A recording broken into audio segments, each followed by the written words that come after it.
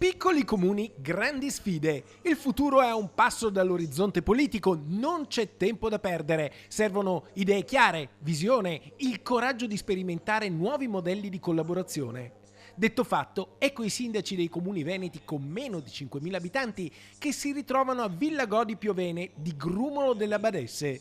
Qui c'è profumo di storia, ma il domani è già arrivato. Affrontiamo il tema delle fusioni, delle aggregazioni o delle aree vaste con anticipo, cercando di anticipare il cambiamento per gestirlo nel migliore dei modi e per riuscire a garantire ai nostri cittadini la qualità dei servizi. La Regione Veneto, come sapete, sostiene forme di collaborazione tra comuni, soprattutto attraverso il piano di riordino territoriale, dove prevede delle forme e le sostiene di aggregazione. L'assessore regionale agli enti locali Marco Zecchinato interviene con questo videomessaggio al convegno del progetto Piccoli promosso da ANCI Veneto. Il comune non è una ditta che deve fare fatturato, è un ente che deve distribuire i servizi migliori possibili ai nostri cittadini, cercando di migliorare per quanto poco la vita dei nostri cittadini. Ma serve un metodo ben chiaro che permetta di mantenere l'identità dei comuni.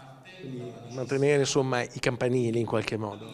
Ma non i campanilismi, come ben prima ha detto appunto il presidente ANCI Veneto Mario Conte. Non c'è la possibilità da soli di poter affrontare questa economia, l'economia delle nostre piccole realtà. Sfida attualissima quella delle fusioni tra comuni. L'ultima è stata tra Nanto e Castignero. La prossima potrebbe riguardare Grisignano di Zocco e chissà, vero sindaco? È nei nostri pensieri, diciamo così.